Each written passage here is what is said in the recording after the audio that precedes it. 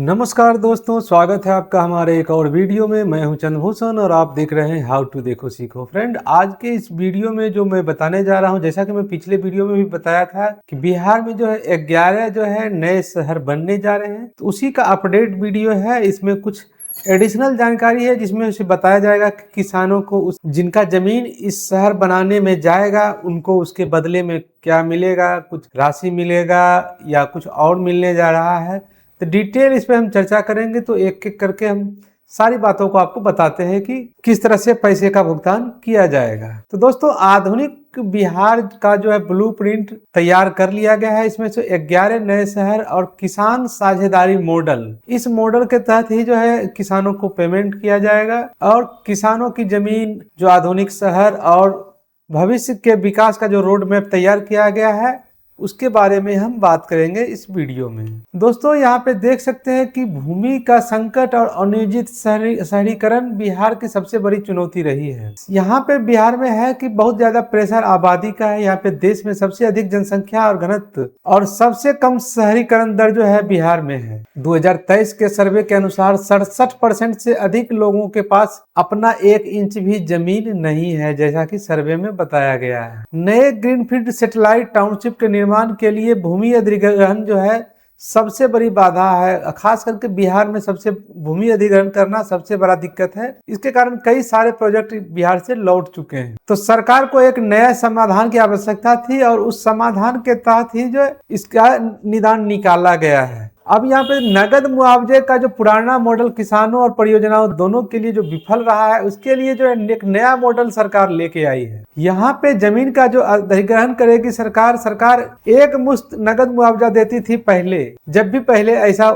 जमीन अधिग्रहण का मामला उठता था तो उसके बदले में 2 गुना 4 गुना इस तरह से या मार्केट रेट के हिसाब से जो है भुगतान कर देती थी सरकार। लेकिन होता क्या था कि धन का कुप्रबंधन, यानी कि किसान जो है जमीन खरीदने के बजाय पैसे को लग्जरी और मौज मस्ती में खर्च कर देते थे या अपनी जरूरतों में खर्च कर देते थे। उस पैसे का यूटिलाइज कर नहीं पाते थे और उससे कहीं दूसरे जगह प्रॉपर्टी नहीं खरीद पाते थे। तो नतीजा क्या निकलता था कि 10 एकड़ का मालिक पहले है किसान और बाद में भूमिहीन होकर मजदूर बन जाता था और वह भी एक सरकार के ऊपर बोझ बन जा रहा था।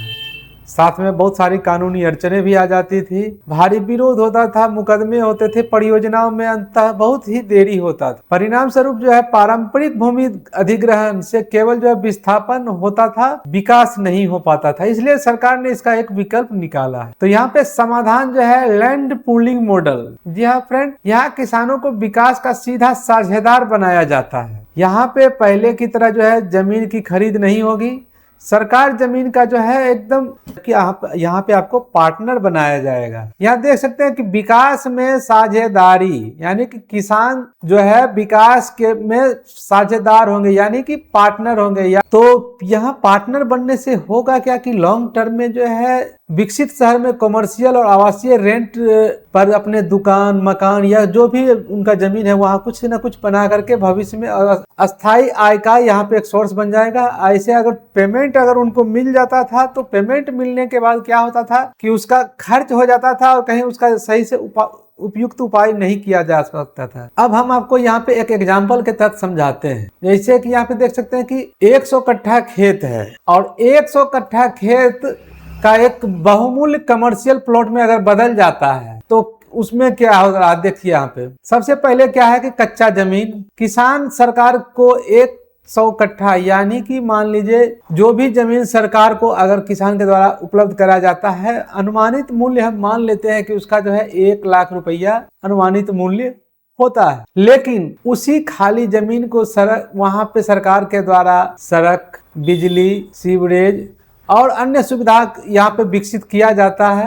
विकसित करने के बाद किसान को लगभग उसमें जो है 55% जमीन जो है किसान को लौटा दिया जाता है वापस विकास करके।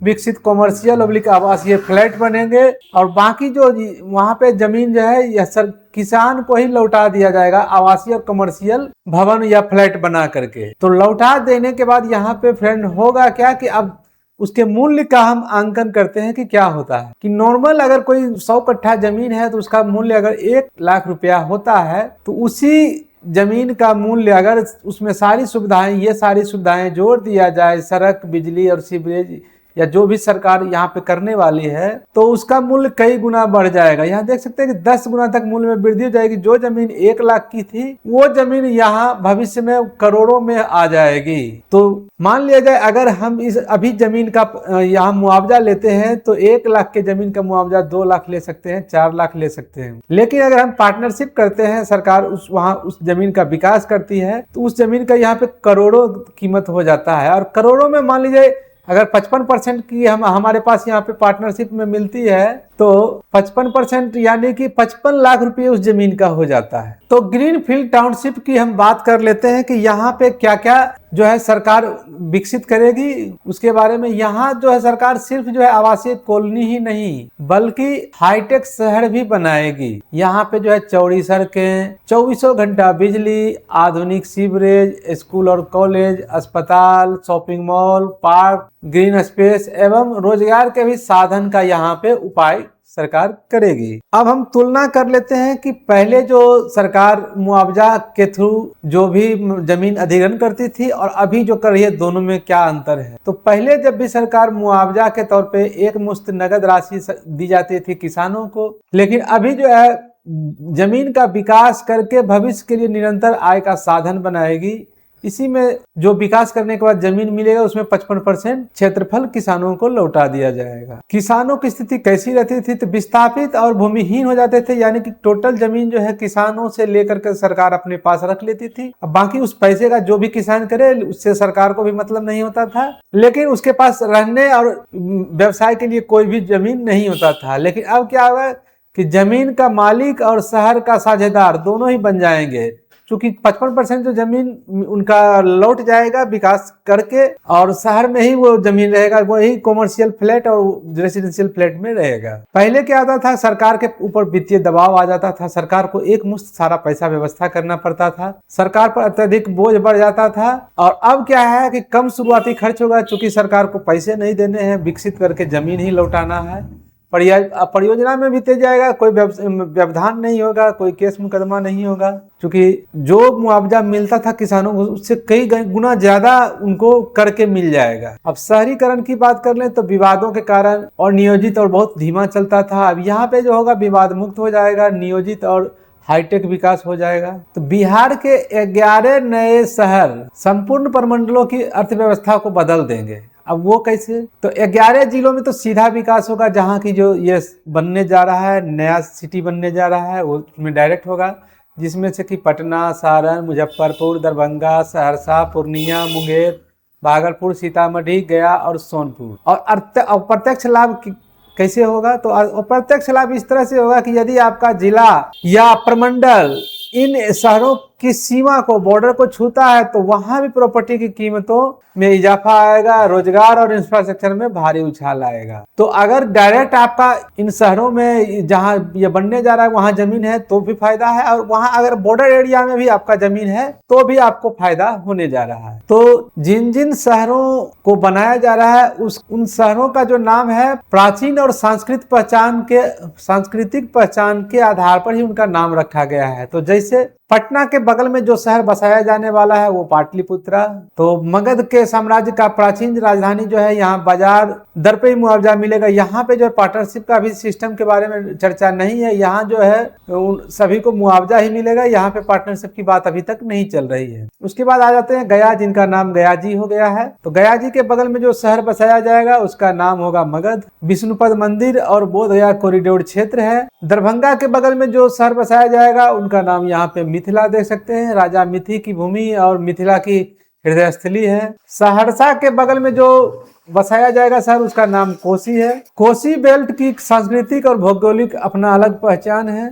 उसके बाद भागलपुर के जो निकट में सिटी बसाया जाएगा उसका नाम होगा विक्रमशिला। यहाँ पे प्राचीन विक्रमशिला विश्वविद्यालय की ऐतिहासिक भूमि है। सीतामढ़ी के जो बगल में शहर बसाया जाएगा सीतापुरम, यहाँ पे पुनौरा धाम में माता सीता का जन्म स्थान है। और मुंगेर में जो उसके बगल में जो सिटी बसाया जाएगा यहाँ पे उसका नाम होगा अंग।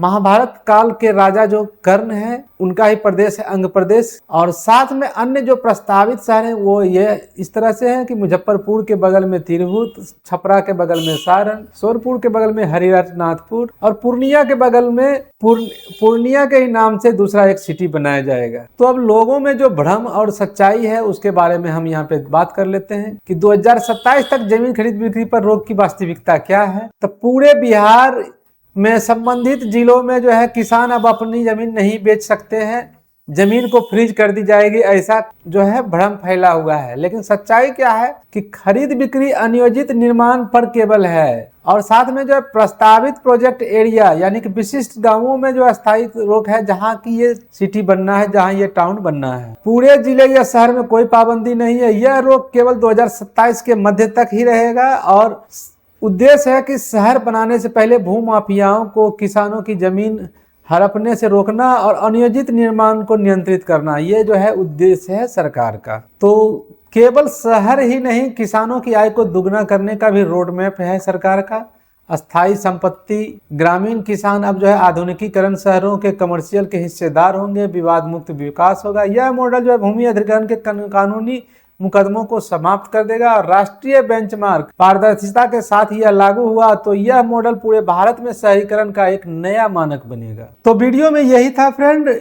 और भी कुछ अगर हम कोई जानकारी लेना भूल गए हो तो आप हमें कमेंट के माध्यम से याद दिला सकते हैं। वीडियो पसंद आए तो लाइक करें और ऐसे ही जानकारी के लिए अपडेट रहना चाहते हैं तो आप हमारे चैनल को सब्सक्राइब कर लें। मिलते हैं नेक्स्ट वीडियो में इसी तरह की अच्छी वीडियो में। तब तक के लिए जय हिंद, जय भारत।